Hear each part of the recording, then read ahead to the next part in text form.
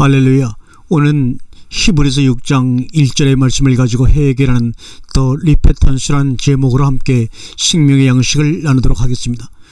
히브리서 6장 1절의 말씀을 함께 읽겠습니다. 그러므로 우리가 그리스도의 초보를 버리고 죽은 행실을 회개함과 아멘. 한국교회 성장은 부흥회를 통한 역사라고 볼 수가 있습니다. 부흥회를 통해서 교세학장이 되었고 좌파 세력의 형성이 이루어졌습니다. 몇 해 전만 해도 부흥회 기간에 소위 회개를 촉구하는 메시지가 선포되었습니다. 물론 회개하라 외침으로 회개가 성서적으로 이행된다는 보장은 없습니다. 지금은 부흥회 개최 동기가 부족한 재정 확보책으로 둔갑했습니다. 연간 예산안에 부흥회 헌금이 이미 책정되어 있는 것이 바로 그 증거입니다. 이것은 또한 다른 부흥회와 아울러 기독교의 이질적 타락상입니다. 이러한 상황에서 제도적 비리나 방향을 통달한들 무슨 소용이 있겠습니까? 다만 성서에서 가르친 회개의 바른 뜻을 재조명해 보는 의미에서 이 방송을 하고자 합니다. 히브리서 6장은 난해한 장에 속합니다. 신학계에서나 일반 교계에서 외면되어 온 종입니다.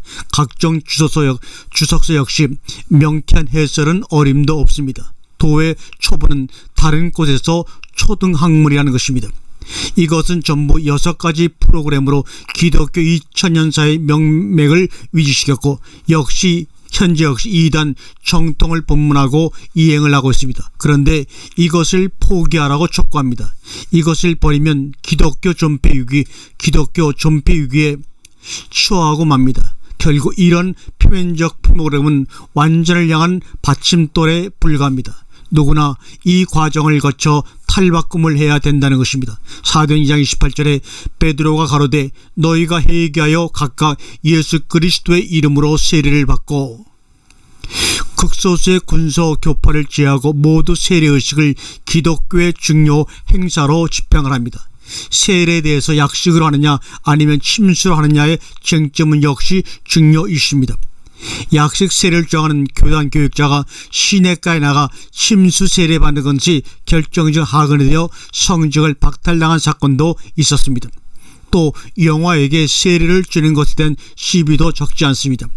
말도 못하는 아이들을 그리스도를 구주로 고백할 수 있는 지능 발육도 안 된 상태에서 어찌 유아 세례를 합당하게 여기냐는 것이 반대 의견입니다. 좌우지간 이 모든 주장과 입장은 일리는 있으나 정통적 교리의 부산물입니다. 여기 회개의 내용이 예수 그리스도의 세례입니다. 이 뜻은 세례 의식과 행시 성부와 성자와 성령의 이름으로 아무에게 세례를 주노라 하라는 그 근거 구절이 아닙니다. 이름은 말씀과 동격입니다. 말씀의 세례가 회개라는 것입니다. 언제까지 표면적인 사실에만 집착하면서 진실을 외면할 것인가? 이 말씀의 세례는 통상적으로 말하는 보통 깨달음 이상입니다. 말씀이 임하시는 사건을 여러분들이 경험하면 참으로 좋겠습니다. 나쁘다는 감정적 차원이 아닌 천지개벽입니다. 명실공히 이 사건에 대한 것은 맛본 자 외에는 아무도 사실상 알 길이 없습니다. 가로되 그렇지 아니하나이다. 아버지 아브라함이여 만일 죽은 자에게서 저희에게 가는 자가 있으면 회개하리이다. 누가복음 16장 30절에서 부자가 한 말입니다. 이 말씀의 배경은 음부에서 물 한 방울을 요청한 것이 이런 지하에 거절된 후 세상에 살아있는 다섯 혈육을 위한 최후의 기도입니다. 우선 음부의 부자는 아브라함을 아버지라고 반복하는데 주목할 필요가 있습니다. 불신세계에서는 어디에서든지 들을 수 없는 소리가 아닙니까? 한평생을 종교생활을 하는 중에 간습적으로 입에 젖은 말이 아마도 무의식 중에 튀어나온 것인지도 모릅니다. 입만 벌리면 주여 아멘 할렐루야를 연발하는 자들이 많습니다. 말끝마다 선교, 전도, 헌신, 봉사, 충성을 잠꼬대처럼 반복합니다. 여기 회개의 의미는 지옥행을 면한다는 데 의의가 없습니다. 상습적인 교회 생활은 회개가 아니라는 뜻입니다. 결국은 부자의 다섯 형제들 역시 회개하자는 상황에서 자기처럼 종교적 관심에 깊이 젖어 있음을 나타내고 있습니다. 아마 측측컨대 부자의 다섯 형제가 부자 형님이 수석 주동 분자로 있던 교회 신도였을지도 모릅니다. 모든 교회 체제의 중심은 자기들의 주도권을 잡고 재정관리 인사관리에 깊이 개입되어 있을 수도 있습니다. 열성파 신자가 흘러들어오면 그의 거동을 예의주시합니다. 성직자가 자기들 의사의 방기를 들거나 역행을 하면 트집을 잡습니다. 교인 간의 여러 낙하를 획책합니다. 그 이유는 애써 쌓아올린 바벨탑이 붕괴될 우려성 때문일 것입니다. 회개는 음부직행으로의 방향이 살아생전에 변동이 되는 것입니다. 죽은 다음 결정되는 일이 아닙니다. 현재 결판이 나야 하는 문제입니다. 그렇다면 의식주 문제보다 비교도 안 될 만큼 회개는 우리에게 급선무입니다. 이와 같이 죄인 하나가 회개하면 하늘에서 회개할 것이 없는 의인 99을 인하여 기뻐하는 것보다 더하리라. 누가복음 15장 7절의 말씀이죠. 성서적 회개의 개념은 불신자가 서로 믿기로 결심하고 교회에 다니는 것이 아닙니다.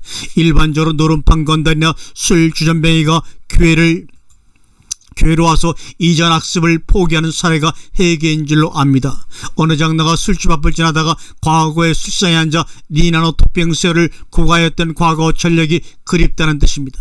지금은 장로 체면상 음주는 못하나 속으로는 이전이나 별다름이 없는 것입니다. 이런 것은 모두 인간의 의지적 부산물입니다.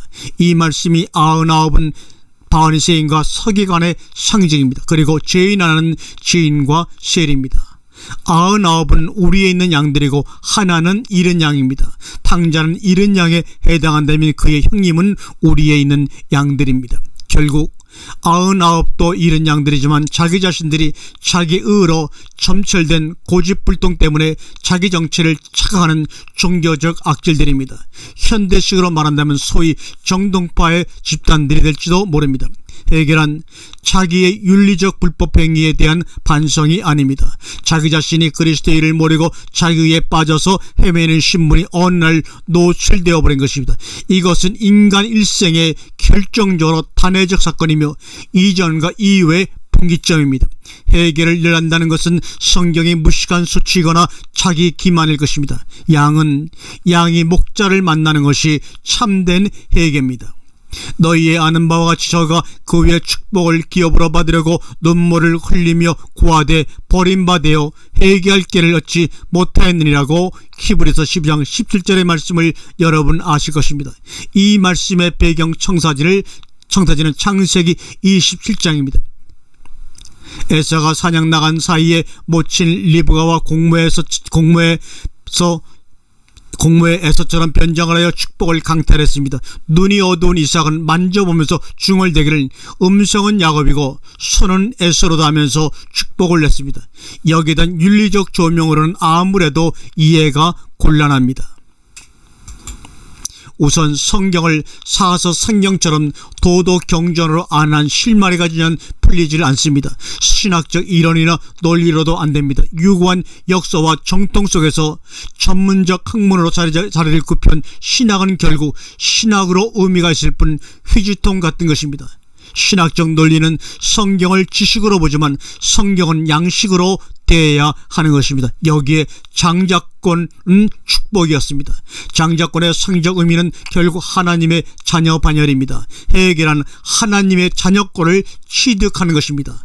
요사이 교회 안에서 일반적으로 공인하는 자녀는 아닙니다. 이런 사항은 마치 고아들이 고아원장을 아버지라고 하는 의붓아버지 의붓자식 과의 관계와 같은 것이죠. 왜냐하면 부자관계는 일반적으로 아버지에 의해서 혈통을 계승 출생해야 합니다. 하나님이 낳으셔야 합니다. 이것이 거듭남의 원리입니다.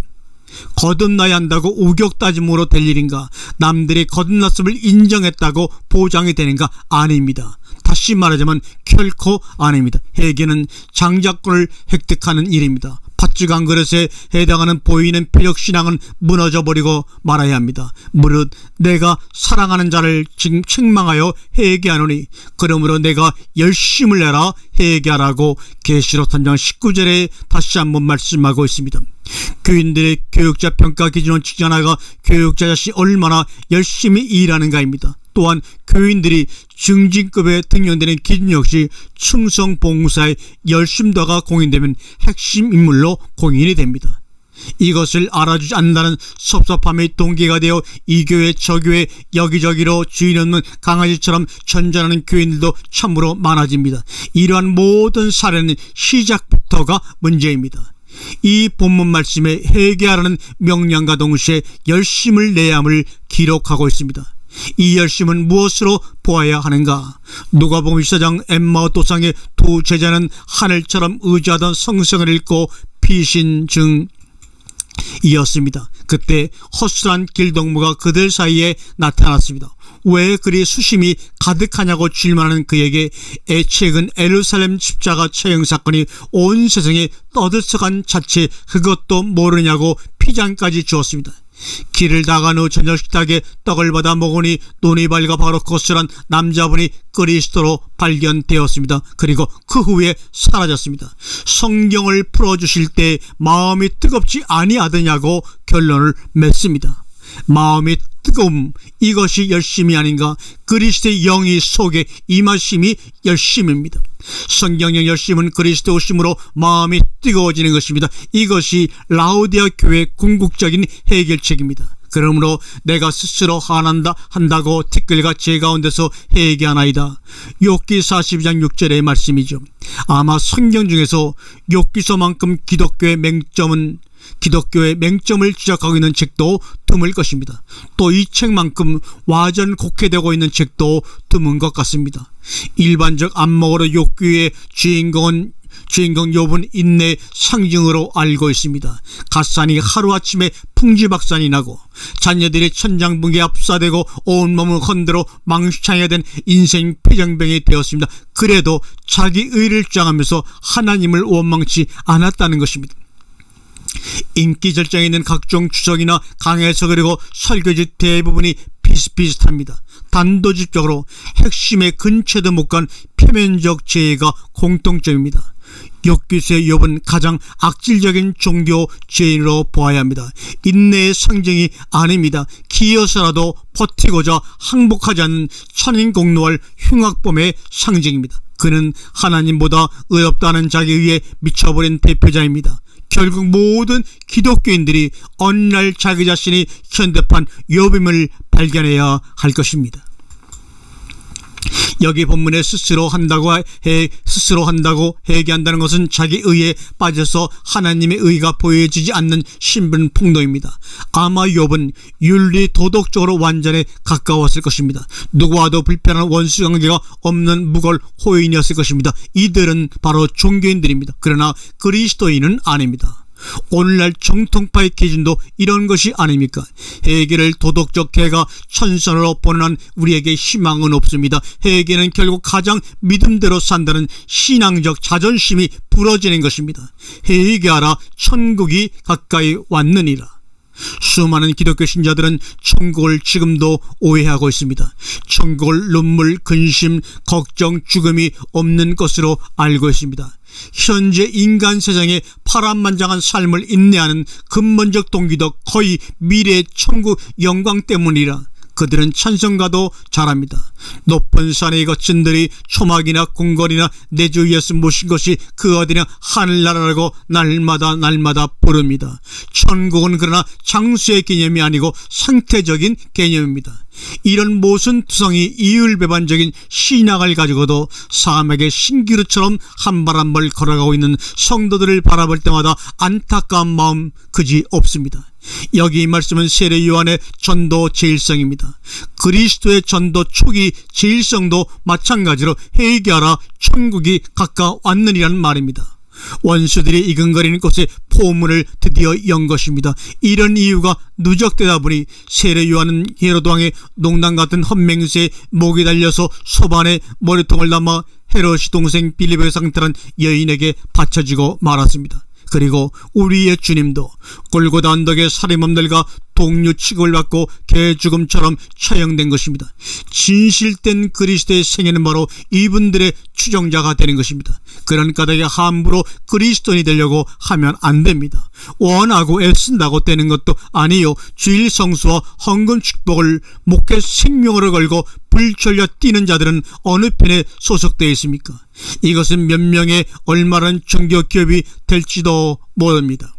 많을수록 자기 실세와 교권이 증가 일로로 치닫습니다. 회개는 천국을 모시는 것입니다. 천국의 의미는 절대적인 실존이십니다. 성경 어디를 보든지 천국 개념은 실제입니다. 장서로 보면 곤란합니다. 백일몽에서 우리 모두 다 깨어나야 합니다. 이것이 바로 참다운 회개입니다. 그러므로 회개에 합당한 열매를 맺으라고 마태복음 3장 8절에 우리에게 말씀하고 있습니다. 회개 열매를 맺으라는 말씀은 모든 기독교 신자들의 귀에 익은 것입니다. 이 의미를 회개 기도하면서 후에 막급한 눈물만 흘리고 나중 행동거지가 변화되지 않으면 소용이 없다는 뜻으로 수용합니다. 그럴듯한 논리적인 주장이죠. 말만 하고 행치 못하면 무용지물이기 때문입니다. 그러나 성경이 하나님 말씀이라면서 사람의 말로 여기는 것이 신성모독 제목에 걸리는 것이라면 어찌하겠습니까?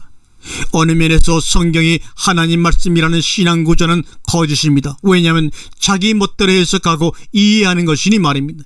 여기 회개 열매의 정답은 바로 몇 줄 밑에 있습니다. 알곡은 곡간에 들인다는 알곡이 열매가 아닌가. 죽정이는 꺼지지 않는 불에 던진다. 이것은 열매 맺지 못한 열심파 신자들을 말씀하고 있습니다. 열매를 어떻게 맺는가? 바로 앞절에 답이 나와 있습니다. 성령 세례를 받는 것입니다. 그렇지 않으면 불세례를 받게 됩니다. 우리 기독교의 최악의 원수는 밖에 있는 것이 아닙니다. 집안 식구가 원수라는 말씀대로입니다. 한국은 수천 년간 토독신앙이 뿌리박힌 민족입니다. 이 민족의 혈통 속에 요지부동이 곤재에 앉은 무속신앙이 기독교에 그대로 반영되고 있습니다. 그래서 성경적으로 가깝다는 신령파나 은혜파 교회들은 자칫하면 기독교 무당 집단으로 전락할 가능성이 있는 것입니다. 여기 성령 세례와 불세례는 뜨겁게 믿는다는 상징적 대명사로만 취급을 합니다. 너희에게 이르노니 아니라 너희도 만일 회개치 아니하면 다와 다 이같이 멸망하리라. 누가복음 13장 5절의 말씀이죠. 이 말씀은 제자들을 대상으로 주신 말씀입니다. 주님의 제자가 되는 자들이 대상입니다. 불신자에게는 해당도 되지 않는 말씀입니다. 이 말씀의 배경은 18사람이 실로암 망대 붕괴 사건으로 압사당한 보고를 받으신 후의 평가입니다. 그 사람들의 비참한 죽음은 죄에 타소있지 않음을 전제하시고 말씀하셨습니다. 우리는 죄를 회개에 있어서 죄 많고 적음을 고려합니다. 살인범 가운데서도 100명을 죽인 자와 10명은 죽인 자와 차이를 둡니다. 100명 살인은 천인공노할 흉악범이고 10명 살인은 조금 가벼운 범인으로 간주합니다. 물론 이것은 윤리 도덕면에서 사실이고 현행 법률상 타당한 논리입니다. 그러나 성경적 입장은 다릅니다. 우선 중호심을 살인과 동일시합니다.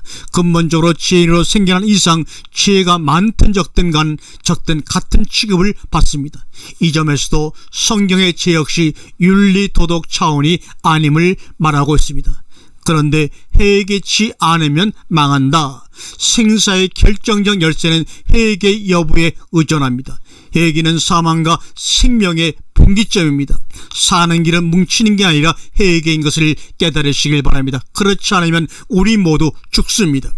생사의 문제보다 더 중요한 일이 어디 있습니까? 돈보다 의식주 문제보다 우선 우리가 살아야 합니다. 부활이 회개입니다. 회개가 없는 한 누구든지 다 죽을 자임을 명심하시기를 바랍니다. 아멘.